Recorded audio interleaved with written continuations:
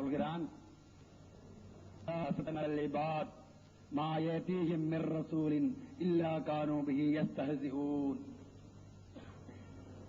எந்த தூதர் உலகில் வந்த போதிலும் கேலி கிண்டல் செய்யப்படாமல் இருந்ததில்லை.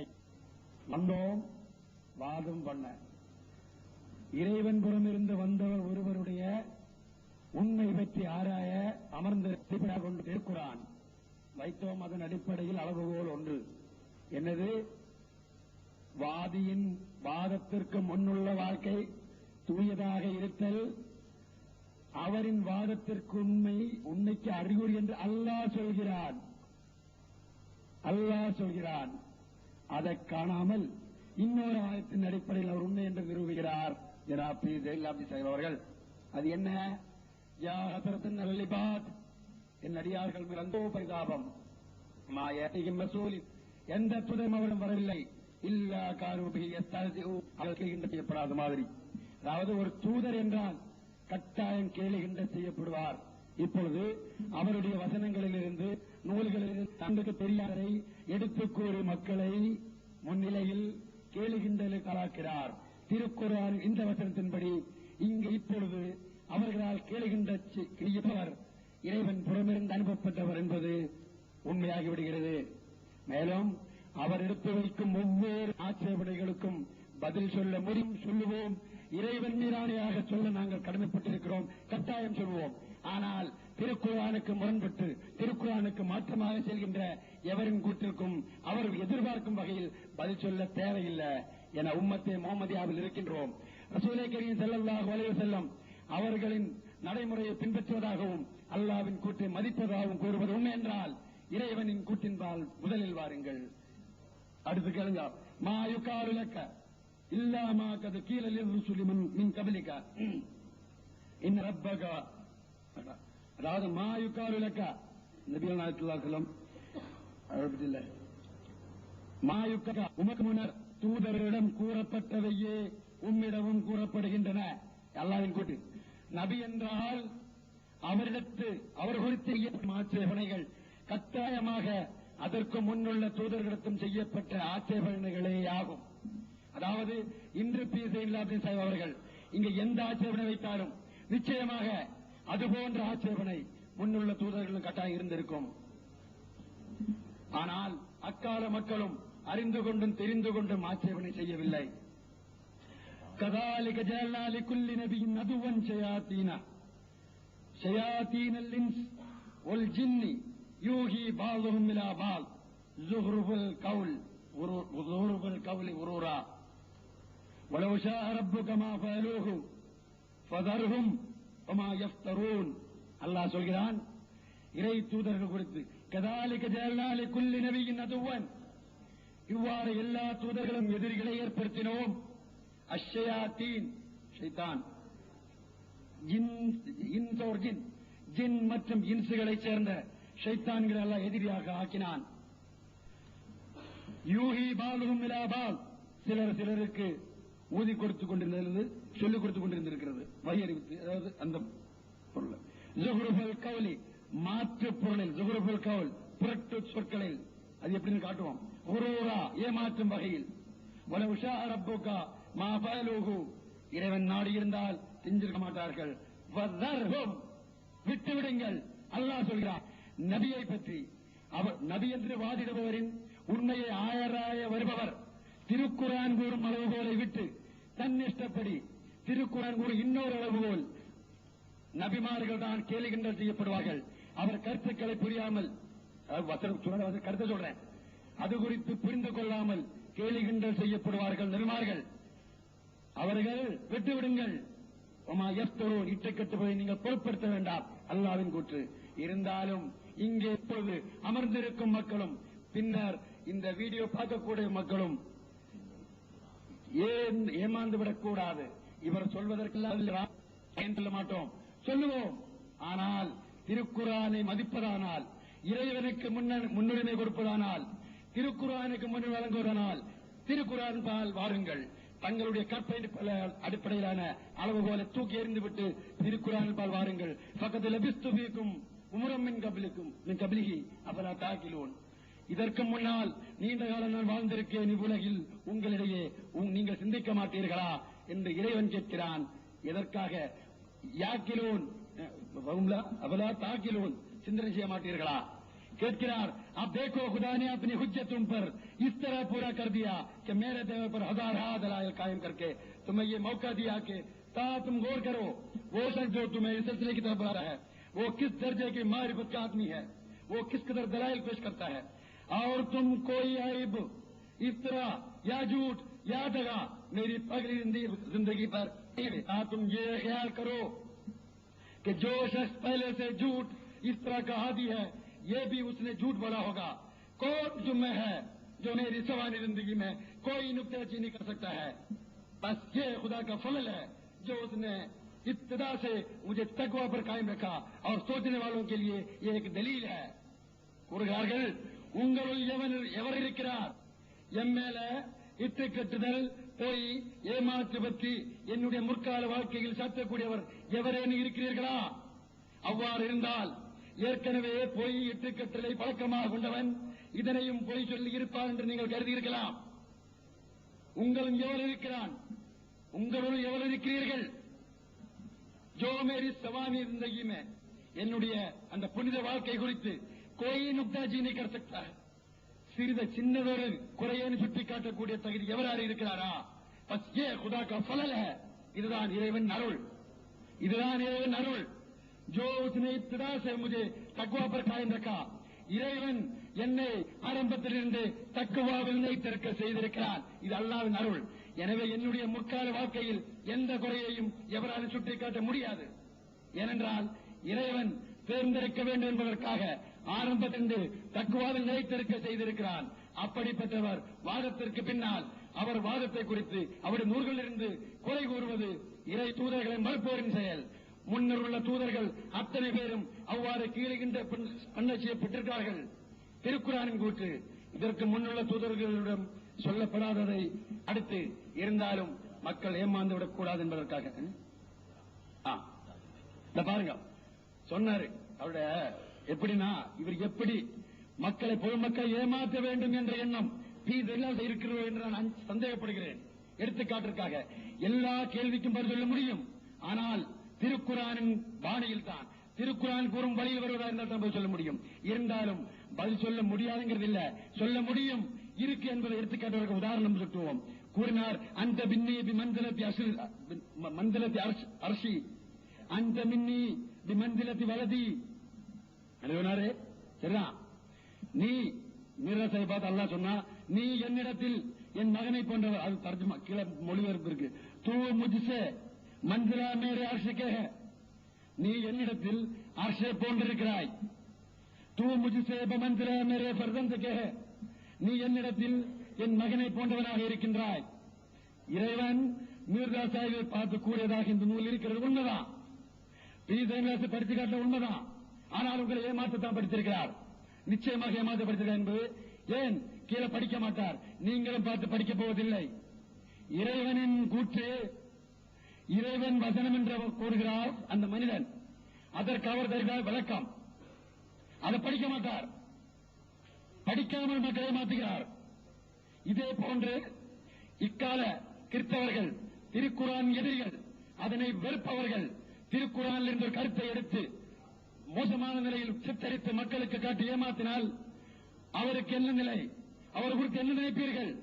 சல்மான் ருஷ்டி எடுத்தார் குரானை, விளக்கினான் அதனை, முடிந்த விளைவு அதனால் என்ன ஏற்பட்டது?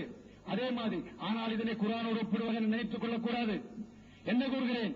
இறைவன் புறமிருந்து வந்தவர் என்று வாதிடுவரின் கூற்றை தகாத முறையில் அவர் கூற்றுக்கு, அவர் கருத்திற்கு மாற்றமாக விளக்கம் கொடுப்பவர். அவர் எல்லாரும் ஒரே வரிசையை சேர்ந்தவர். எங்களை பொறுத்தவரையில் இவர் உங்களிடம் நம்புகிறோம், உங்களிடம் நம்ப சொல்லவில்லை, நாம் இருவரும் நம்பும் இறைவன் மற்றும் திருக்குரான் ரசூலே கரீம் அவர்களுடைய கூற்றின் நடைமுறை என்பார் வரார் அழைக்கிறேன். பாருங்க, இப்படிப்பட்ட உங்கள் முன்னிலையிலும் ஒருவர் தவறாக படித்து காட்டுவார் என்று அறிந்திருந்த அவர் அன்று அந்த நூலில் எழுதியிருக்கிறார்.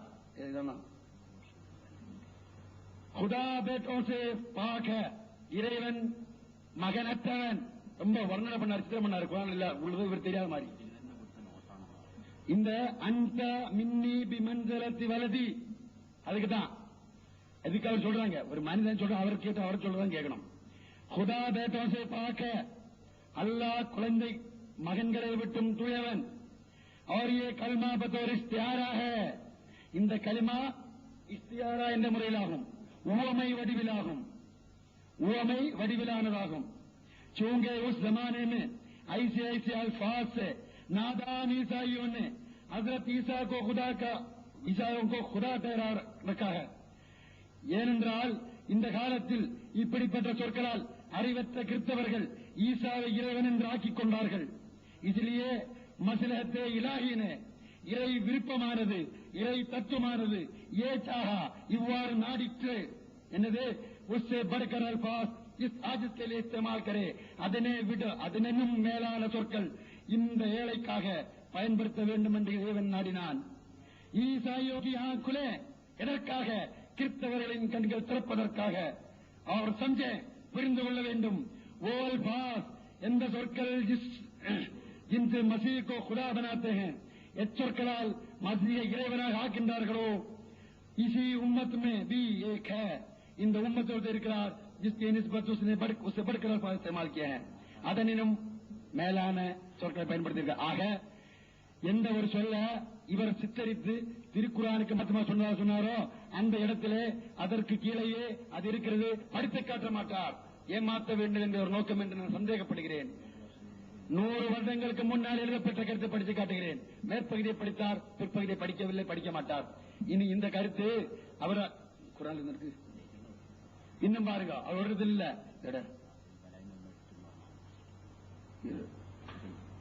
இதே மாதிரியான இது சொல்லி இன்னொரு இடத்துல வழக்கத்தை பாருங்க.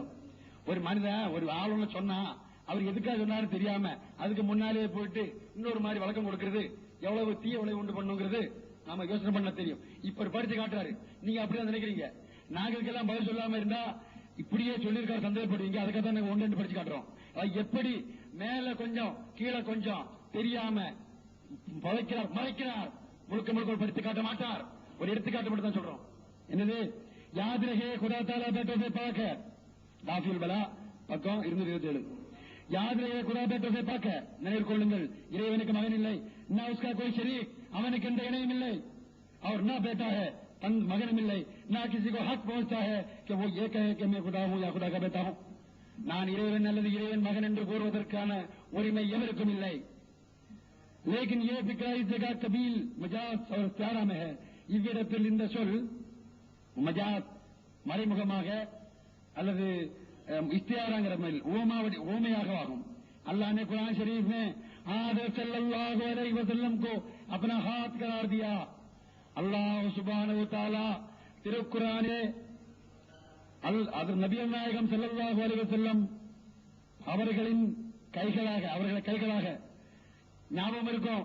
ரசூலே கரீம் ஸல்லல்லாஹு அலைஹி வஸல்லம் பைஅத் வாங்குகின்ற போது இறைவன் கூறினான், யதுல்லாஹி ஃபௌக ஐதீஹிம், அல்லாஹ்வின் கைதான் அந்த மக்களின் கைகள் மேல் இருக்கின்றது. ஒமா ரமைத்த இத் ரமைத்த வலாக்கின் அல்லாஹ் ரமா, அவன் எரியவில்லை. ஒமா ரமைத்த அவர் எரியவில்லை. மா ரமைத்த நீ எறிந்த போது வலாக்கின் அல்லாஹ் ரமா, அல்லாஹ் இருந்தான். பதர் போரில் நடைபெற்றது. பதர் போர்ல ரசூலே கரீம் ஸல்லல்லாஹு அலைஹி வஸல்லம் ஒருபடி மணலை தூக்கியது எல்லாருக்கும் தெரியும். இப்ப என்ன பாங்க, இதான் எல்லாரும் தெரியுமே, இதெல்லாம் சிறப்பு இருக்கு, நமக்கு தான் தெரியுமே அப்படிம்பாரு. தெரிய யாருக்கு தெரியும்? நமக்கு தெரியும். ஏன் தெரியும்? அது அல்லாஹ்வின் கூட்டம் என்று நாம் அறிகிறோம். ஆனால் எதிரி ஒருவன், பகைவன் ஒருவன் திருக்குர்ஆன் இந்த வசனத்தை சுட்டிக்காட்டி, பாருங்கள் உங்கள் தூதர் அவரே கடவுள் என்கிறார் அப்படின்னு சொல்லி கிண்டல் பண்ணனா அவனுக்கு உங்களால் என்ன பதில் சொல்ல முடியும்? என்ன பதில் சொல்ல முடியும்? எதிரி ஒருவன், பகைவன் ஒருவன், திருக்குர்ஆனை நம்பாத ஒருவன் உங்களிடத்தில் இந்த வசனங்களை சுட்டிக்காட்டி முஹம்மது ஸல்லல்லாஹு அலைஹி வஸல்லம் நவுதுபில்லாஹ் இறைவன் என்று வாதிடுகிறார் என்று கூறினால் என்ன பதில் சொல்வீர்கள்? என்ன பதில் சொல்வீர்களோ அந்த பதிலே எங்களிடமிருந்து எடுத்துக்கொள்ள வேண்டும். அது அவர்கள் சுட்டிக்காட்டுகிறார்கள். இறைவன் குல்யா இபாதி, நபிகள் நாயகம் ஸல்லல்லாஹு அலைஹி வஸல்லம் அவர்களை பார்த்து இறைவன் கூறுகின்றான், நபியே கூறுக, என்னடியார்களே, இறையடியார்களே என்று அழைக்க சொல்லவில்லை. குல்யா இபாதி கூறுக, என் அடியார்களே என்று அழைக்க இறைவன் நபிகள் நாயகம் ஸல்லல்லாஹு அலைஹி வஸல்லம் கட்டளையிடுகின்றான். இதனை எடுத்து நபியை மறுக்கும் பகைவன், பேரிழந்த ஒருவன் ஆட்சேபனை செய்தால் உங்களிடத்தில் என்ன பதில் இருக்கிறது? அந்த பதில் எங்களிடத்தில். இவ்விடத்தில் இந்த பொருளுக்கு பொருள் கிடையாது என்று நாம் அறிவோம், நாம் இருவரும் அறிவோம். ஏனென்றால் நம்ம நம்புகிறோம், உண்மையை நம்புகிறோம். ஆனால் நம்பாதவன், பகைவன், பிற்காலத்தவன், பேரிழந்தவன் தவறாக புரிந்து தவறான பொருள் கொடுத்து மக்களை வழி தவற செய்வான். அந்த வேலையை ஒரு உண்மையான நபியின் எதிரிகள் என்றும் செய்யும் வேலையை செய்கிறார்கள். இறைவன் அவர்கள் உண்மையிலே இறைவனை மதிப்பதாயிருந்தால், திருக்குர்ஆனுக்கு மதிப்பளிப்பதாயிருந்தால் திருக்குர்ஆன் பால் வாருங்கள். தன் நிச்சயப்படி, தன் விருப்பப்படி மொழிபெயர்த்து செயல்பட்டு எக்கால நபிகளின் எதிரிகளும் செய்தது போல் செயல்பட்டு அந்த வரிசையிலே சென்று விடாதீர்கள் என்று மிகவும் அன்போடு அழைக்கிறேன்.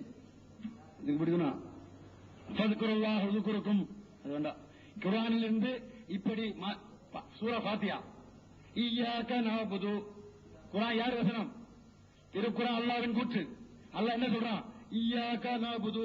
இய்யாகனா யாரு? யாருக்கு இறங்கின குர்ஆன்? குர்ஆன் அல்லாஹ்வின் கூற்று. பாருங்க எப்படி எல்லாம் போற்றலாம். நான் இல்ல, ஜனாப் அவர்கள் கற்பனை செய்து பாருங்கள். ரசூலே கரீம் ஸல்லல்லாஹு அலைஹி வஸல்லம் காலத்திற்கு பின்னால், அதாவது இஸ்லாத்துக்கு வெளியே இருந்திருந்தால் ஒருவேளை இப்படி கேட்டிருக்கலாம். எப்படி இக்காலத்தில் இறைவனால் அனுப்பப்பட்டவர் நாங்கள் நம்பும் அவர் ஒருவரின் கூற்றை எடுத்து தவறாக சித்தரிக்கும் பின் பற்றி எனக்கு சொல்ல வேண்டும் என்று நான் கருதுவது என்னவென்றால், நபிகள் நாயகம் ஸல்லல்லாஹு அலைஹி வஸல்லம் ஒரு காலத்தில் இருந்திருந்தால், ரசூலுல்லாஹ்வுக்கு ஏற்றுக்கொள்ள வாய்ப்பு நற்பேற்றினை பெறாமல் இருந்திருந்தால், இய்யாக நஅபுது என்ற வசனத்தில் இருந்து ஆரம்பித்திருப்பார், போர்க்கொடியை தூக்கி இருப்பார். என்ன சொல்லியிருப்பார்? பாருங்கள், திருக்குர்ஆன் அல்லாஹ்வின் வசனம். யாருக்கு இறங்கியது? முகம்மதுக்கு இறங்கியது. என்ன சொல்கிறது? முதல்ல இய்யாக, உன்னையே, நஅபுது, நாங்கள் வணங்குகிறோம். அதாவது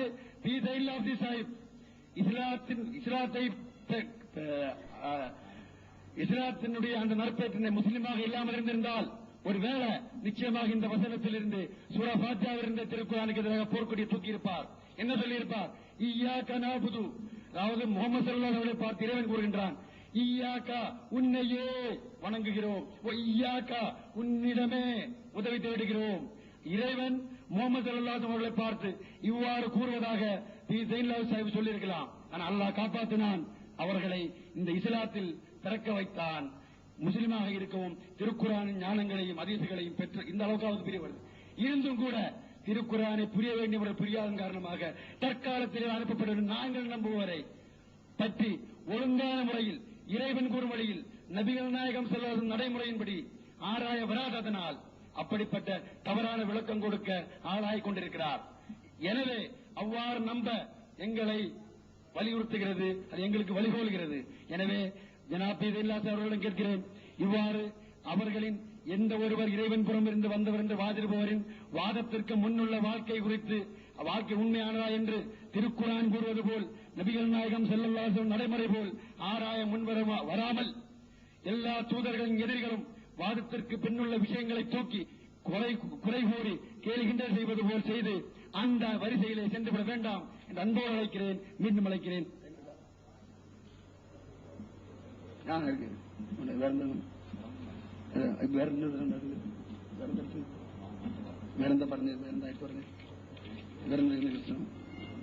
குர்ஆன் से दावा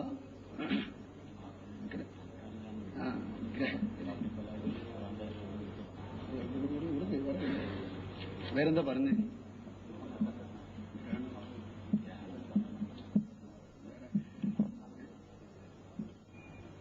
ஒமன் அவலமும் 2 முறை சொல்லிருக்கீங்க. அதாவது இதெல்லாம் என்ன சாதிக்க பார்க்கிறாருன்னா, திருக்குர்ஆனுக்கு மாற்றமான கருத்தை சொல்லியிருக்காரு. குர்ஆன் இல்லாத சொல்லி, அதாவது குர்ஆன் இருக்கிறதாக ஒன்று சொல்றாரு, கிறிஸ்டியன் அப்படி சொன்னாரு, காலரான்னாரு, இங்க என்ன ஒண்ணு சொன்னாரு இருக்கு குர்ஆன்ல, அந்த குர்ஆன்ல அந்த நூல் இருக்கு. ஆனா அது புரியக்கூடிய தகுதி உங்களுக்கு இல்ல. அதான் விளக்கிட்டு வர, அது புரியக்கூடிய தகுதி உங்களுக்கு இல்ல, அதான் விளக்கிட்டு வர. அதை எப்படி சொல்லாருன்னா, உண்மையிலே உங்களுக்கு திருக்குர்ஆன் மேல பற்று இருந்தால், ரசூலுல்லாஹ் மதிப்பதா இருந்தால், அல்லாஹ்வை மதிப்பதா இருந்தால் திருக்குர்ஆன் பால் வாருங்கள். அழைக்கிறேன், வரமாட்டீங்க. ஏன்னா உங்களுக்கு அது தெரியாது, குர்ஆன் தெரியாது. சொல்றேன், குர்ஆன்ல இருக்கு, நிரூபிக்க தயார், இறைவன் மீது ஆணையாக நிரூபிக்க தயார். ஆனால் ஆனால் இதற்காக சொல்ல தெரியுமா? இதே நிரூபிக்க தயார். ஆனால் திருக்குரானை முற்றிலும் புறக்கணித்து விட்டு தன் இஷ்டப்படி சென்று கொண்டிருப்பவர் முன்னிலையில் அவருடைய அற்புதமான ஆளிய ஞானங்களை கூறினால் உணரக்கூடிய தகுதி இருக்காது என்றே கூறுவேன். என் கருத்தை சொல்றேன் பாருங்க. ஒமன் அதுல 3 முறை சொல்லியிருக்காரு. திருக்குரான் மேல குரான் இல்லாததை இட்டுக்கட்டி குரானுக்கு மாற்றமா பொருள் சொல்லி அல்லாஹ்வுடைய கோபத்துக்கு ஆகிற மாதிரி எழுத சொல்றாரு. குரானை திறந்து பாருங்க. ஒமன் அதுலமும் மிம்மனித்தரால் அல்லாஹில் கதிபா. ஒமன் அதுலமுங்கிற வார்த்தை 3 வகையான மக்களுக்காக பயன்படுத்தப்பட்டிருக்கு ஒரு இடத்தை தவிர. ஒன்று, இறைவன் வசனங்களை பொய்ப்படுத்துபவன். இன்னொன்று, இறைவன் மேல் இட்டு கட்டுபவன். இன்னொன்று, பள்ளிவாசல்களை இருந்து தடுப்பவன். ஒமன் அதுலமும் மன்மன மசாஜித் அல்லாஹி, அதாவது அங்கில் திரபியஸ்ம வசாஃபி கராபியா. நல்லா பாருங்க. இன்னொன்று ஒரு கதம ஷஹாதத் ஒன்று வரும். அதாவது முக்கியமாக இறைவன் மேலிட்டு கட்டுபவன், இறைவன் புறமிருந்து தோன்றியவர், இறைவனிடமிருந்து இறை வசனங்கள் இறங்குகின்றன என்று கூறக்கூடிய நபர் பொய்வாதி. 2, இறை வசனங்களை மறுப்பவர், இறைவன் புறமிருந்து வந்தவர்களை நபியை மறுப்பவர். அதில் குர்ஆனை மறுப்ப எதையா இருந்தாலும் ஒன்று நபியை மறுப்பவர், இன்னொன்று இறைவன் மேல் இட்டு கட்டுபவர். 2 பேருக்கு இஷ்டம் சொல்லப்பட்டிருக்கு. இறைவன் மேல் இட்டு கட்டுதல் என்பது 2 வகை. ஒன்னு பொய்யாக நபி என்று வாதிடுதல், இன்னொன்று நபியை மறுத்தல் அல்லது குர்ஆனை மறுத்தல். 3வது வகை மன்மன மசாஜித் அல்லாஹ், அல்லாஹ்வின் பள்ளிகளில் இருந்து தடை செய்பவர். அதாவது அல்லாஹ்வின் பள்ளிகள் என்று அந்த பள்ளிகளை கட்டிவிட்டு அதில் மக்களை தொழ வருவதிலிருந்து தடுத்து அதை அழிக்க முயல்பவர் யார்? பொமன் நல்லலமும் மிக பூங்கொடியவர் என்று சொல்லப்பட்டிருக்கு. நான் எதுக்காக சொல்ல வரேன்னா, இப்போ இந்த குர்ஆனில் இல்லாதவை குர்ஆன் இருப்பதாக சொல்லியிருக்கிறார். எனவே அல்லாஹ்வின் மேல் இட்டு கட்டுகிறார். எனவே கொடியோன் என்ற இடத்திற்கு வந்து விடுகிறார். அப்படிங்கிற சாத்திக்கு வருகிறார் அவர்கள். சொல்கிறேன், உண்மையிலே இறைவன் மேல் இட்டு கட்டியிருந்தால் அதற்கென இறைவன் விதித்திருக்கும் தண்டனைக்கு கட்டாளம் ஆளாகிய இருப்பர். சந்தேகமே இல்லை, அந்த இடத்துக்கும் வருவோம். ஆனால் அதற்கு முன்னால இந்த ஒமன் அதுலமையை பார்ப்போம். 3 விஷயம் சொல்லப்பட்டிருக்கு. ஒன்று நபி, ஒரு பொய்வாதி. இன்னொன்று வாதி, ஒரு நபிவா உண்மையான வாதியை மறுப்பவர். 2ம் ஒமன் அதுலமும் வருது. முதல்ல ஒன்னு நபியை மறுப்பவரும் அவலம், நபி என்று பொய்யாக வாதிடுவரும் அவலம், அநியாயக்காரர்.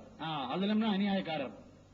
3வது பள்ளிவாசலை விட்டு தடுப்பவர், மக்கள் தடுப்பவர் அநியாயக்காரர். 3 பேர் வந்துட்டு இப்போ நம்ம பிரச்சனையில நம்ம 2 பேர்ல மிர்சா சாஹிப் அவர் நாங்கள் நபி என்கிறோம், நம்புகிறோம். நீங்க இல்லைங்கிறீங்க. இப்போ அவர் நபியா இருந்தா நீங்க அநியாயக்காரர், அவர் பொய்யரா இருந்தா நாங்க அநியாயக்காரன் இல்ல. இப்போ ஒரு ஆள் உண்மையாளர் என்று வாதம் பண்ணுகிறார், இறைவன் முடிந்து வந்து வாதிடுறார்.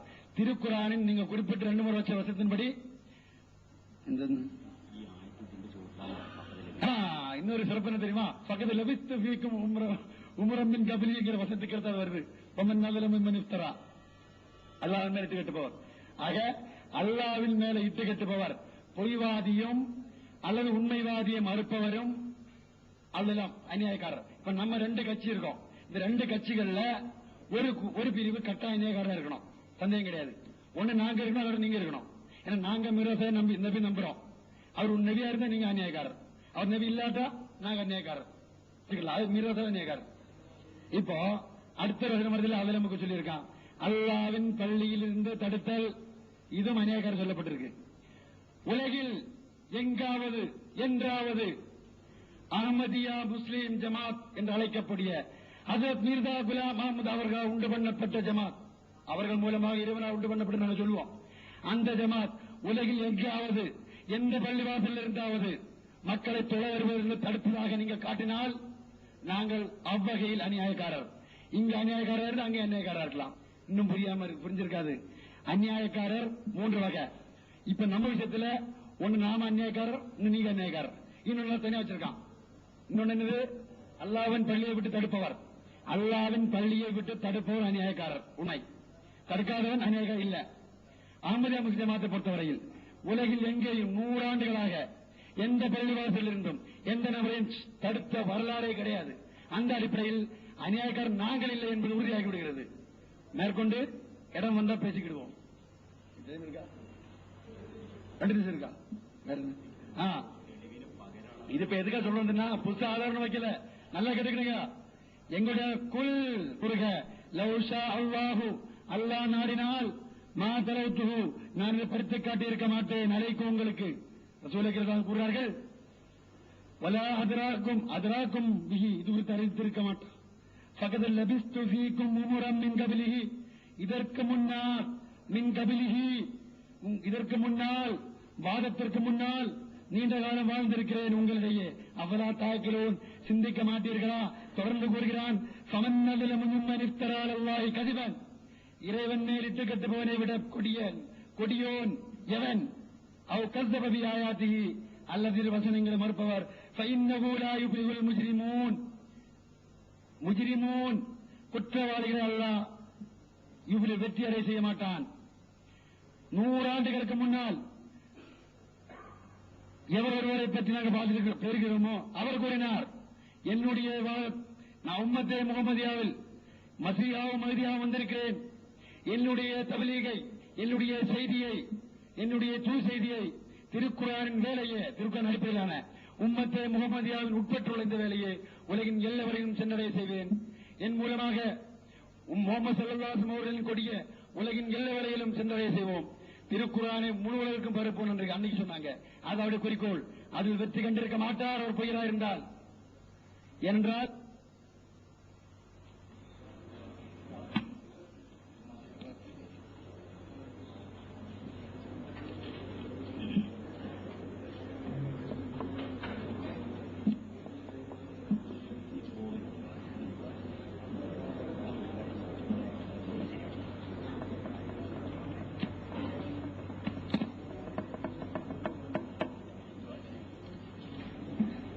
அன்பிற்குரிய சகோதரர்களே, மௌலவி அய்யூப் சாஹிப் அவர்கள், அவர் எனக்கு எவ்வளவுதான் ஆத்திரம் ஊட்டினாலும் நான் ஆத்திரப்பட மாட்டேன். அவர் ரசூலுல்லாஹ் காலத்தில் இருந்து ஆட்சேபிச்சிருப்பார், அப்படி இருப்பார், முட்டாள் மடை என்று நீங்க சொன்னா கூட நான் ஆத்திரப்பட மாட்டேன் இல்லையா? நான் சிரிச்சுக்கிட்டே தான் இருப்பேன். ஏன்? ஹக்க நான் எடுத்து வைக்க வேண்டியிருக்கு. ஆத்திரப்பட்டேன்னா என்ன செய்ய முடியாது, எடுத்து வைக்க முடியாது. நீ என்ன உணர்ச்சி வசப்பட்டாலும் வேகமா சொன்னாலும் சாதாரணமா சிந்திக்கிறவங்களுக்கு வழங்கு. நான் கேட்ட கேள்விக்கு நீங்க பதில் சொல்லங்கிறது குர்ஆன்ல இருக்குதுன்னு ஒரு வசனத்தை சொன்னாரு, எடுத்து காட்டுங்க, அவ்வளவுதான் கேள்வி. குர்ஆன்ல இருக்கிறதாக நீங்க நபின்னு நினைக்கிறவர் சொன்னார், அதை எடுத்து காட்டுங்க. சஹீஹுல் புகாரியில இருப்பதாக ஒரு ஹதீஸ் இருக்கிறதாக அவர் சொன்னார், அதை எடுத்து காட்டுங்க. நான் கேட்ட கேள்வி ரொம்ப லேசானது. கமருங்கிற வார்த்தையை முதல் 3 பிறைகளுக்கும் பயன்படுத்துறவன் முட்டாள் மடை என்று சொன்னார், அதை எடுத்துக்காட்டுங்க. அல்லாஹ் பயன்படுத்திருக்கிறான, அல்லாஹ் தாண்டு. இந்த இப்னுக்கு 1000 வழக்கம் நீங்க சொல்லுவீங்க, இந்த போல என்று கூட சொல்லக்கூடாது. அது அல்லாஹ்வுடைய ரசூலுக்கு சொல்லவில்லை. அதை நான் எடுத்து காட்டினேன், அதுக்கு நீங்க பதில் சொல்லல. நீங்க என்ன செய்றீங்க? அநியாயம் செய்யறவன் 7-8 வகை இருக்கிறான்னு சொல்லிட்டு பள்ளிவாசலை தடுக்கிறவன் அநியாயக்காரன், பள்ளிவாசலை தடுத்தாதான் அநியாயக்காரன், அதனால நான் தடுக்கல அநியாயக்காரன் இல்ல, தடுத்த வகையில் உங்களை அநியாயக்காரன் நாங்க சொல்லல. நான் வாதத்துல நீங்க எல்லாம் பள்ளிவாசல தடுத்தீங்க அதனால உங்களை அநியாயக்காரன் நான் சொல்லல. அல்லாஹ் இட்டு கட்டுனீங்க அதனால அநியாயக்காரன் சொல்றேன். உங்கள்ட்ட நான் பள்ளிவாசல்ல தடுத்ததாகவும் அதனால உங்களை அநியாயக்காரன் சொன்னதாகவும் நீங்க எடுத்துக்கிட்டீங்க. அது இப்படி ஒன்று நான் எடுத்து வைக்கிறேன். அப்படி ஒரு வார்த்தை என்ன செய்யல, நீங்க பள்ளிவாசல்ல இருந்து எல்லாரையும் தடுத்தீங்க எல்லாம் நான் சொல்லல. நீங்க தடுங்க, தடுக்காம போங்க, எனக்கு கேள்வி அது இல்ல. அல்லாஹ்வின் மீது இட்டு கட்டுறவரும் அநியாயக்காரரா இல்லையா? பள்ளிவாசல தடுத்தவர் அநியாயக்காரன்னு சொல்லி ஒரு நியாயத்தை ஒத்துக்கிட்டாங்க, பாராட்டும். என்ன நியாயம்? அல்லாஹ்வுடைய பள்ளியை விட்டு தடுக்கிற அநியாயக்காரன் யார் நல்லா கேட்டதுனால தடுக்கிறவன் அநியாயக்காரன் தான் ஒத்துக்கிட்டீங்க. அதே மாதிரி இன்னொரு இடத்துல அல்லாஹ் கேட்டா அவன் அநியாயக்காரன் ஒத்துக்கணும். அல்லாஹ் அதே மாதிரி தான் அல்லாஹ் கேட்கிறான். என்ன கேட்கிறான்? அல்லாஹ்வின் மீது இட்டு கட்டுறவனை விட மிக அநியாயக்காரன் யார்? அல்லாஹ்வின் இட்டு கட்டுற அல்லாஹ்வுடைய பள்ளியை தடுத்தவன் அநியாயக்காரன் ஒத்துக்கிட்டா அல்லாஹ்வின் இட்டு கட்டுறவன் அநியாயக்காரன் இல்லையா? எனக்கு புரியாது. ஒரு ஆயத்து இந்த இருக்குதுன்னு எடுத்துக்காட்டினா புரியாது. அப்ப எதுக்கு பின்னால வாதம் பண்ணீங்க? முதல்ல சொல்லியிருக்கணும், நாங்க ஒன்னும் உனக்கு வழங்காது போய் தொலை அப்படின்னு இருக்கணும். இவ்வளவு நாளா என்ன 7 நாளா அந்த ஆயத்தை எடுத்து வைக்கிறீங்க, தாயத்தை எடுத்து வைக்கிறீங்க, அதுக்கு நான் பதில் சொல்றேன். இந்த ஆயத்தை எடுத்து எனக்கு புரியாதா? பெரிய தத்து மசீவுடைய காலத்தில் காலரா தோன்றும் ஒரு ஆயத்து இருந்தா எடுத்துக்காட்டினா அது வழங்காதா? எனக்கு என்னங்க ஒரு காவிர கூட்டி கொண்டா வச்சு கூட குரான்ல இத்தனை நம்பர்ல இப்படி இருக்குப்பா எடுத்து பார்த்து சொல்லு பண்ண தெரியும். இது பெரிய மசீஹுடைய காலத்தில் கால்ரா தோன்றும்ங்கிறது பெரிய ஒரு விஷயம் ஒண்ணும் கிடையாது. இந்த வார்த்தையை சொன்னா இப்படி குரான்ல இருக்குன்னு எடுத்துக்காட்டினா 18-26 நாளே போதும் விளங்கி போயிடும். உதாரணத்துக்கு 18-26 இல்ல, உதாரணத்துக்கு அப்படி எடுத்து பார்த்தா கிடைக்கும் பாக்குறாரு அவரு.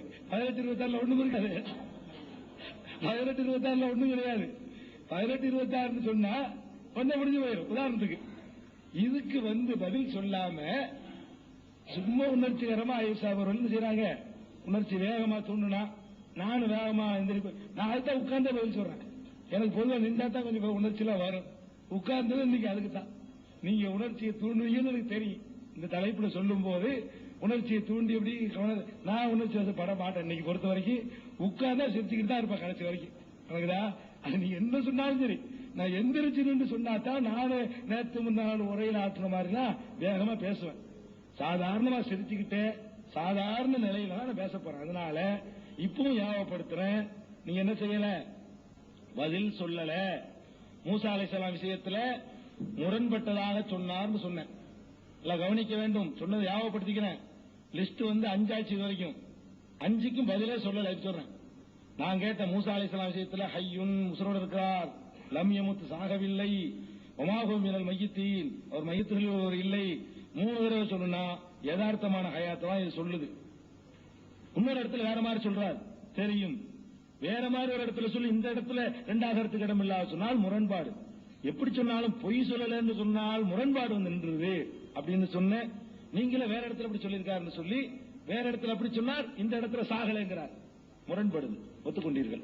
அதுக்கு தான் ஒரு சமாளித்தீர்கள். அதுவும் முரண்பாடை ஒத்துக்கிருச்சு. பொய் இல்லைன்னு சொல்லாம முரண்பாடு வந்துருச்சு. அடுத்து சொன்னேன், மசீஹ் தோன்றும் போது காலரா வரும் என்று குர்ஆன் சொல்லுகிறது. மூலத்தை எடுத்து நீங்க ஒத்துக்கொண்ட நூல்ல இருந்து வாசி காட்டினேன். அதுக்கு முன்ன இல்ல, குர்ஆன்ல இருந்து ஒரு சிம்பிளா எடுத்து காட்டிடலாம். 1/2 மணி நேரமே தேவையில்லை, 1 நிமிஷம் தான் இதுக்கு தேவை எடுத்து காட்டுறது. 1 நிமிஷத்துல எடுத்து காட்டுற விஷயத்தை எடுத்து காட்ட முடியல, தெளிவா நிரூபணமாச்சு. மசீஹ் வரும்போது ஹாதா கலிபத்துல்லாஹ் சஹீஹுல் புகாரியில அஸஹுல் குத்துப் பாத கிதாபில்லாஹ்ல இருக்குது அப்படின்னு சொன்னார் மிர்சா குலாம் சாஹிப். அவருடைய நூலை எடுத்து காட்டினேன். அதை கொஞ்சம் எடுத்து காட்டுங்கன்னு கேட்டேன், எடுத்து காட்டல. நீ என்னுடைய மகனுடைய நிலையில் எனக்கு இருக்கிறாய் என்று அல்லாஹ் மிர்சாவுடன் கூறியதா சொன்னேன். மகன் இல்லை என்றெல்லாம் சொல்லி இருக்கிறார் அப்படின்னு எடுத்து காட்டுறீங்க. அப்படி எல்லாம் சொன்னாதான் என்ன செய்வாங்க, மக்கள் அதை ஜீரணிச்சுக்குவாங்க. மகன் இல்லைன்னா சொல்லியிருக்கிறார், மகனை போலதான் போல சொல்லலாமான்னு என் கேள்வி. மகன் இல்லைதான் வாஸ்தவம் தான், மகன் இல்லைன்னு சொல்லிவிட்டு போலன்னு சொல்லலாமா? போல சொல்றதுதான் கேள்விய. நானே சொன்னேன், மகன் என்றவர் சொல்லவில்லை, நஸ்ரானிகளும் சொல்லவில்லை, அல்லாஹ்வும் மரியமும் சேர்ந்து பெற்ற புள்ளதான் ஈசான்னு சொல்லவில்லை, போலம் தான் சொன்னார்கள்.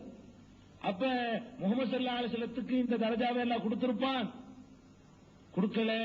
இதான் உள்ளதுல மகா உயர்ந்த தரஜா. அப்படி இருந்தா தரஜான்னு ஒண்ணு இருந்தா, இறை சன்னிதானத்தில் கிடைக்கிற தரஜான்னு இருந்தா, இப்னுடைய நிலையை அடைவது, இப்னு போன்ற நிலையை அடைகிறது இருக்குது, அதுக்கு நிகரான தரஜா இல்லைன்னு சொன்னேன். நீ ஒரு சில ஓஜதக்கல்லாஹ் மாலல்ல சாஹிபுக்கும் இதெல்லாம் நாத்திகன் கேட்டால் என்ன சொல்வீர்கள்? நாத்திகனை கேட்க சொல்லுங்க, நாத்திகன்கிற நிலையில இருந்து என்று வாதம் பண்ணுங்க. அறிவுபூர்வமா என்னால் நிரூபிக்க முடியும். அதல்ல இங்க பிரச்சனை திரும்ப மாட்டேன். இப்போதைய பேச்சு மிர்சா குலாம் என்பவர் நபியா இல்லையாங்கிறது தான் கேள்வி. அதுதான் நாத்தியம் கேட்டா என்ன சொல்வீர்கள்? கேட்க சொல்லுங்க. என்கிட்ட நாத்திகனுக்கும் பதில் சொல்லுவோம். அவன் மறுக்க முடியாத அளவுக்கு நீங்கள் என்ன சொல்லல, நான் சொன்ன உங்களுக்கு மறுக்க முடியல. நான் நாத்திகன் கேட்டால் மறுப்பேன், அழுத்தமா மறுப்பேன், அவனை ஏற்றுக்கொள்ளத்தக்க விதத்திலே சொல்வேன், என்னுடைய முன்பின் வசனங்களை காட்டி சொல்வேன். குர்ஆன்ல இல்லாத குர்ஆன்ல இருக்குதுன்னு சொன்னதற்கு எந்த லாஜிக்கும் சொல்ல முடியாது, எந்த வாதம் பண்ண முடியாது. இல்லாத ஒன்றை குர்ஆன்ல இருக்கிறா சொல்லிவிட்டா எந்த லாஜிக்கினாலே நிக்காது. அதனால மகனுடைய நிலையில் சொல்வதும் மாபெரும் குற்றம். அப்படித்தான் நஸ்ரானிகள் சொன்னார்கள். நஸ்ரானிகளுக்கு துணை போகக்கூடாது கிறிஸ்தவர்களுக்கு என்று அடுத்தெடுத்து சொன்ன நீங்கள், நஸ்ரானிகளை ஓட ஓட விரட்டினார் என்று சொன்ன நீங்கள், அந்த நஸ்ரானி கருத்தை இஸ்லாத்திற்குள் இது நுழைக்கிறதே, அவர் தனக்கு நுழைக்கிறாரே என்பதை பற்றி சிந்திக்கவில்லை. போல அர்த்தம் மஞ்சளத்துக்கு நீங்க தானே போல நடந்தீங்க. அடுத்து கமர் என்ற வார்த்தை நிறுத்தி சொன்னா தான் உணர்ச்சி வசப்படாம இருப்பா. அதுக்காண்டிதான் கமர் என்ற வார்த்தை முழு நிலவுக்கு தான் கூறப்படும். கமர் என்ற வார்த்தை 1, 2, 3க்கு சொல்லப்படாது, அதுக்கு மேலதான் சொல்லப்படும். எவனும் சொன்னதில்லை இதுக்கு மாத்தமா. சொன்னால் முட்டாள் மடையன் சொன்னீங்க. படைச்ச ரப்புல் ஆலமீன் சொல்லி இருக்கிறான், எடுத்து காட்டிட்டேன். ரப்புல் ஆலமீன் சொன்னதை எடுத்து காட்டிட்டேன். இந்த குர்ஆன்ல உள்ள இந்த உண்மை கூட அவருக்கு தெரியல. ஆக நான் கேட்ட 5ல 1க்கு பதில் சொன்னீர்கள். மூசா விஷயத்துக்கு அங்கே முரண்பாடு மிச்சமா நிக்குது. 2, 3, 4க்கு 2, 3க்கு அறவே பதில் வாய் திறக்கவில்லை. 4க்கு பதில் சொன்னீர்கள். மகனை போல என்று சொன்னார், மகன் என்று சொல்லவில்லை என்றீர்கள். நானும் மகன் என்று சொன்னதாக சொல்லவில்லை, போல என்று தான் சொன்னேன். நான் சொன்னது திருப்பி சொன்னீர்களே தவிர நீங்கள் பதில் சொல்லவில்லை. போல என்று சொல்லக்கூடாத என்னுடைய வாதம். நம்பர் 5 நம்பரா வாசிப்ப 100 மிச்சமா 100 நிக்கும் பாருங்க, 100க்கு மேல நிக்கும். 2 நாளைக்கு சொல்லணுமே, அவ்வளவு சரக்கு இருக்கு. இதுதான் கமர் என்ற வார்த்தை. முழு நிலவுக்கு சொன்னேன், பதில் இல்லை. அல்லாஹ் மடையனாக்குறாரு, பதில் இல்லை. அடுத்து வருவோம். அடுத்தவர் சொல்றாரு, எல்லாம் கவனிங்க, இது நம்பர் 6. அதாவது இவர் தன்னையே நபின்னு வாதிட்டார். வாதிடும் போது பல நேரங்களில் நம்புறதுக்காக வேண்டி, அதாவது என்னை பற்றி 3000 முன்னறிவிப்புகள், 1, 2 இல்லைங்க, 3000 முன்னறிவிப்புகள் நிறைவேறிவிட்டன, 3000 முன்னறிவிப்புகள் நிகழ்ந்து விட்டன அப்படின்னு அவர் சொன்னார். அதாவது 3000 என்னன்னு உங்களாலையும் சொல்லல, அவராலையும் சொல்லல, அது ஒரு விஷயம். சும்மா விட்ட 3000 சொல்றது.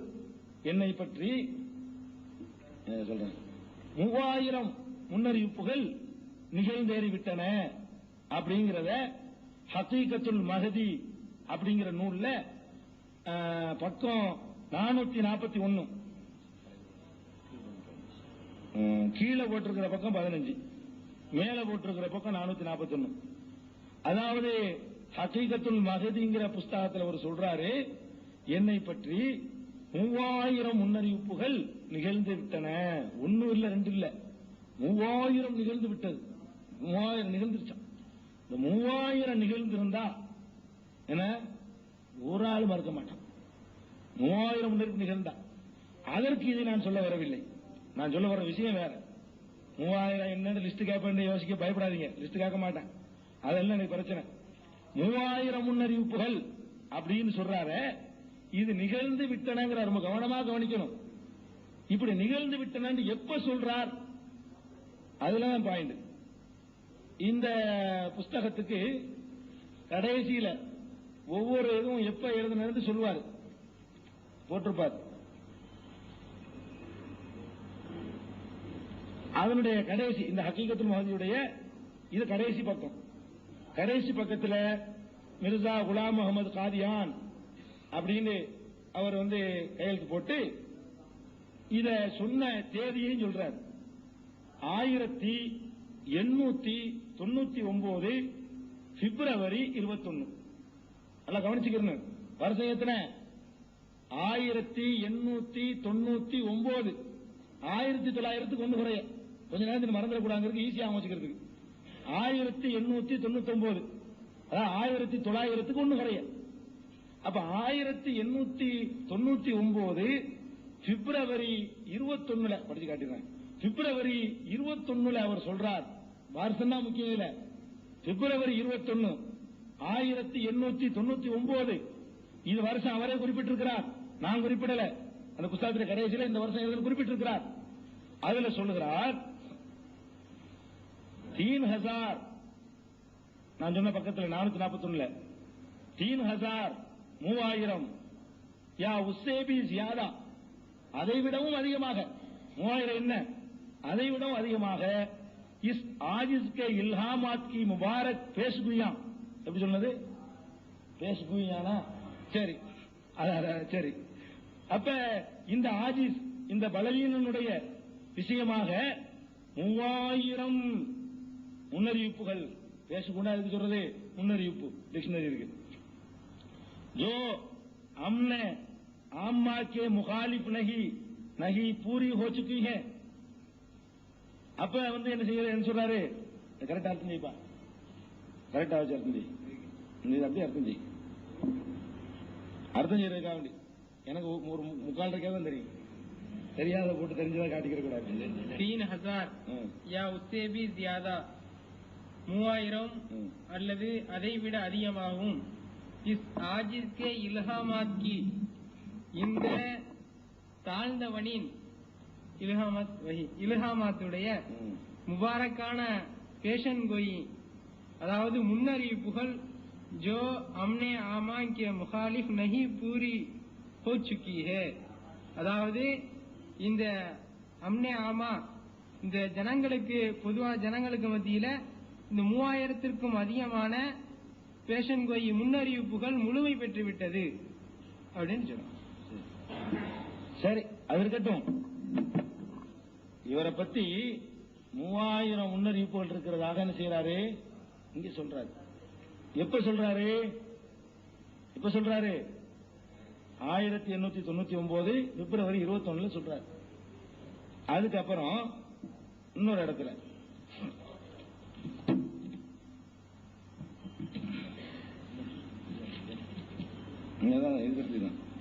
இதுதான் கல்தி கா இஸாலா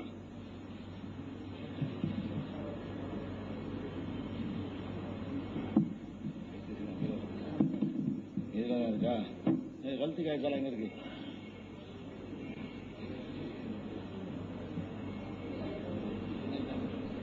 गलती का इजाला அவர்கிட்ட இருக்கான்னு பாருங்க. சுருவசிக்கிட்ட இருக்கு பாருங்க. एक गलती का इजाला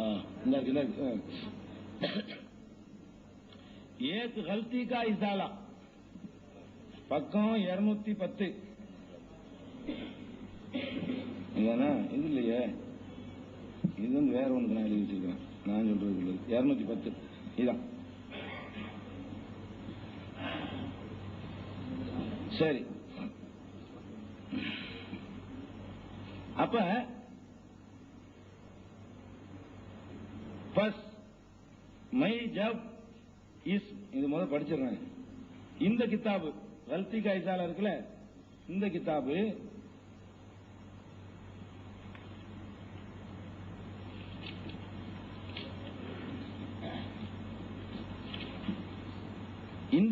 அவர் எழுதினது 1901 நவம்பர் 5. 1901 நவம்பர் 5. அதாவது 1899க்கு அப்புறம் 2 வருஷம் போயிடுச்சு. 2 வருஷம் தாண்டி அதுல சொல்றாரு, इस मुद्दत तक 150 पेशगोई के करीब खुदा की तरफ से पाकर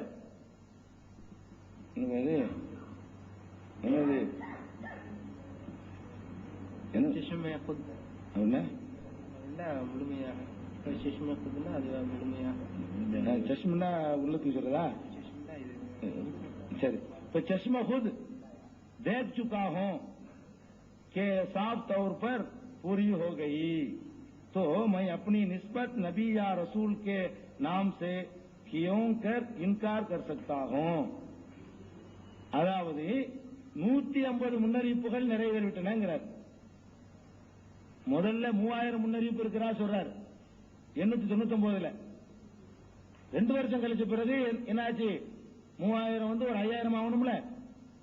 என்ன சொல்றாரு? 150 சொல்றாரு. அப்ப இதுல என்ன செய்யறாரு? முரண்படுறார். இப்ப இந்த மாதிரியான முரண்பாடு உள்ளவர் என்னவா இருக்க மாட்டாரு? நபியா இருக்க முடியாது. அதுக்கப்புறம் இன்னொரு முக்கியமான பாயிண்ட், கியாமத் நாள் எப்ப வரும்? கியாமத் நாள் கவனிங்க, கியாமத் நாள் நம்ம நம்பி இருக்கிறோம். கியாமத் நாள் எந்த வருஷம் வரும்னு சொல்லி இது ஒரு பீடிகை நல்லா வளைக்கணும். முகமது ஸல்லல்லாஹு அலைஹி வஸல்லம் வந்து கேட்டாங்க, யஸ்அலூனக அனிஸ் ஸாஅத்தி, கியாமத் நாளை பற்றி இடத்துல கேட்கிறார்கள். ஐயான முர்சாகா, எப்போது அந்த கியாமத் நாள் ஏற்படும்? ஃபீமா அன்தும் மின் ஸிக்ராஹா, அதை பற்றிய கடைசி காலம், கியாமத் நாள் கடைசி காலம். ஃபீமா அன்தும் மின் ஸிக்ராஹா, அதை பற்றிய ஞானம் உனக்கு எங்க இருக்கிறது? இலா ரப்பிக்க முன்தகாக, உன்னுடைய ரப்பிடத்தில் தான் அதனுடைய முடிவு இருக்கிறது அப்படின்னு சொல்லி அல்லாஹ் சொல்லி காட்டிடுறான். அது மாதிரி எந்த ஒரு விஷயத்துக்கும் இந்த வருஷம் இந்த மாசம் இது நடக்கும்ங்கிறது என்ன செய்யல அல்லாஹ் குர்ஆன்ல சொல்லவே இல்லை. இவர் மிர்சா குலாம் முகமது அப்படிங்கிறவரு உலகத்துல யாரும் எடுத்து வைக்காத, இஸ்லாத்திற்கு சம்பந்தம் இல்லாத, குர்ஆனில் இருந்தும் ஹதீஸில் இருந்தும் எந்த ஒரு முன்மாதிரியும் இல்லாத, குர்ஆனில் இருந்தும் ஹதீஸில் இருந்தும் எந்த ஒரு முன்மாதிரியும் இல்லாத ஒரு நவீன வாதத்தை எடுத்து வைக்கிறார். என்ன வாதம் தெரியுமா? இன்னா அலா தஹாபின் பிஹி லகாதிரூன், இதை நாம் போக்குவதற்கு சக்தி உடையவர்கள் அப்படின்னு நல்ல ஒரு ஆயத்துல சொல்றான். இந்த ஆயத்தை வச்சுக்கிட்டு இந்த குர்ஆன் போகக்கூடிய நாள் எப்ப வரும் என்பதை அல்லாஹ் இந்த இடத்துல சொல்றான். அல்லாஹ் இந்த இடத்துல சொல்றாங்கிறாரு. இன்னும் அல்லாஹ் சொல்றானா அப்படின்னு கேட்டா, இந்த அப்ஜது கணக்குன்னு கேள்விப்பட்டிருக்கீங்களா? இந்த யூதர்கள்ட்ட வந்தது, அது எழுத்துக்களுக்கு நம்பர் கொடுக்கிறது. அதுக்கு இஸ்லாத்துக்கு சம்பந்தம் இல்லை.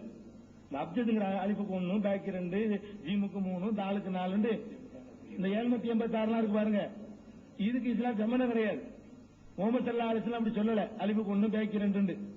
இது யூதர்கள் வந்து என்ன செஞ்சாங்க, இந்த மந்திர தந்திர வேலைகள் செய்வதற்காக வேண்டி எழுத்துக்களுக்கு எண்களை கொடுத்தாங்க. நம்ம நியூமராலஜின்னு சொல்லி இப்ப ஏக்கு 1, பிக்கு 2 நம்ம சொல்றானோல, இந்த மாதிரியான ஒரு விஷயம். இவர் என்ன பண்றாரு தெரியுமா? இன்னா அலா தஹாபின் பிஹி லகாதிரூன் அப்படிங்கிறதுக்கு யூதர்கள் கண்டுபிடிச்ச இந்த கலையை இதுல கொண்டாந்து பயன்படுத்தி இதை டோட்டல் பண்ணணும்னு சொன்னா எத்தனை வருது? 424 இசாலோகம். இத டோட்டல் பண்ணி பார்த்தோம்னு சொன்னா 1274 வருதான். இன்னா அலா தஹாபின் பிஹி லகாதிரூன்ல வாவுக்கு இத்தனை, அலிஃபுக்கு இத்தனை, நூனுக்கு இத்தனை, அப்புறம் இன்னொரு அலிஃபுக்கு இத்தனை, ஐனுக்கு இத்தனை, லாமுக்கு இந்த நம்பரு, ஏக்கு இது, ராலுக்கு இத்தனை, ஹேக்கு இத்தனை, என்னமோ கணக்கு போட்டு பார்த்தா எத்தனை வருதான்? 1274. 1274 707 வரைங்கிற கூட சொல்றேன். 1274 1274 வருது. இது வந்து இசாலைய அவுஹாம் பக்கம் 464. அந்த சைடுல உள்ள பக்கம் பாத்தீங்கன்னா 675. ரெண்டு பக்கத்தையும் சொல்லியாச்சு. இத வச்சுக்கிட்டு பாருங்க, வேடிக்கை ஒரு தமாஸ் மாதிரி இருக்கு நமக்கு. அதாவது இந்த ஆயத்துல உள்ள நம்பரை எண்ணி பார்த்தா 1274 வருது. அப்ப 1274 வருஷத்துக்கு பிறகுதான் இந்த குர்ஆன் வந்து புறக்கணிக்கப்படுங்கிற ஒரு நிலைமை உண்டாகும். குர்ஆன் புறக்கணிக்கப்படும் நிலை உண்டாகுங்கிறத இது சொல்லுது. அப்ப யௌம தக்கூமு ஸாஅத்துன்னு வந்தா அதுக்கு ஒரு டோட்டல் போட்டு, கியாமத் நாள் வரும் நாளில் இருக்குல்ல, அதுக்கு ஒரு டோட்டல் போட்டு ஒரு 1500 வந்தா 1500ல உலகம் அழிஞ்சிரும் எடுத்துக்கணும். முகமது ரசூலுல்லாஹ்னு சொன்னா அதுக்கு ஒரு டோட்டல் போட்டு அதுக்கு ஒரு நம்பர் வரும்ல, அந்த வருஷத்துல ரசூல் ஸல்லல்லாஹு அலைஹி வஸல்லம் மௌத்தா போனாங்கன்னு நினைச்சு அதுக்கு எடுத்துக்கணும். இப்படி போனா நம்மளை எங்கேயோ கொண்டு விட்டுருது இந்த போக்கு. இவர் என்ன பண்றாரு? இன்னா அலா தஹாபின் பிஹி லகாதிரூனுக்கு என்னென்னமோ ஒரு நம்பர் எல்லாம் கொடுத்து, குர்ஆன்ல இந்த நம்பருக்கு ஆதாரம் இல்லை, ரசூல் ஸல்லல்லாஹு அலைஹி வஸல்லம் இதை சொல்லவில்லை, யூதர்கள்ட்ட உள்ள கலை இது, யூதர்களுடைய கலை, இஸ்லாத்துல எந்த ஆதாரமும் இல்லை இதுக்கு, இப்படி பயன்படுத்தலான்னு கிடையாது. நம்பருக்கு அதுக்கு சம்பந்தம். நம்பருடைய வேலை வேற, எழுத்துடைய வேலை வேற. நம்பர் வந்து கணக்கு பார்க்கறதுக்கு உள்ளது, மற்ற மொழி வந்து கருத்தை சொல்றதுக்கு உள்ளது. இதுக்கு வருஷத்தை சொல்லாது. இவர் என்ன செய்யறாரு? இன்னா அலா தஹாபின் பிஹி லகாதிரூன்ங்கிறதுக்கு அந்த எழுத்துக்களை எல்லாம் கூட்டி 1274 வருதுன்றாரு. சரி, இந்த 1274 அரபி கணக்கு தானே? அவர் வாதப்படி அரபி கணக்கு. அரபி கணக்குனா என்ன செய்யணும்? அரபி கணக்கு பிரகாரம் பேசணும். சந்திர வருஷம் 2 வருஷம் இருக்குங்க உலகத்துல. ஒன்னும் சூரியனை அடிப்படையாக கொண்ட ஆண்டு, இன்னொன்னு சந்திரனை அடிப்படையாக கொண்ட ஆண்டு. சூரியனை அடிப்படையாக கொண்ட ஆண்டுக்கு 365 நாள் வரும். அதான் நம்ம ஆண்டுன்னு சொல்லிட்டு இருக்கோம். அந்த ஹிஜ்ரி ஆண்டு சொல்றோமா இல்ல, கமர் அடிப்படையாக கொண்ட ஆண்டு அது கொஞ்சம் குறையும். எத்தனை நாள் குறையும்? 14 நாள் குறையும் இல்லையா? ஏறக்குறைய 350 நாள். அதுக்கு 350 நாள், இதுக்கு 315 நாளா ஏதோ குறையும். 11 நாளா எனக்கு சரியா இல்ல, குறையும். 9 நாளா 9 நாள் குறையும், ஏதோ குறையும் வைங்க. அது பாயிண்ட்டுக்கு உள்ளது இல்ல. சந்திரான் இது இவர் எடுக்கிறது எங்க இருந்து இருக்கிறாரு? ஆங்கில அப்ஜெக்ட் கணக்கு கேட்கல. அவர் வாதப்படி அரபி அப்ஜெக்ட் கணக்கு எடுக்கிறாரு.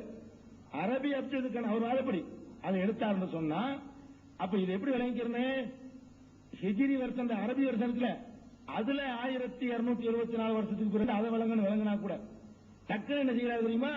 அப்படி கணக்கு பண்ணி பாக்குறாரு. இவருக்கு சரியா வரல, இவர் காலத்துக்கு அது பொருந்தி வரல. உடனே என்ன செய்யறாரு? இதை நம்ம இப்படி மாத்திக்கிறோம். எப்படி?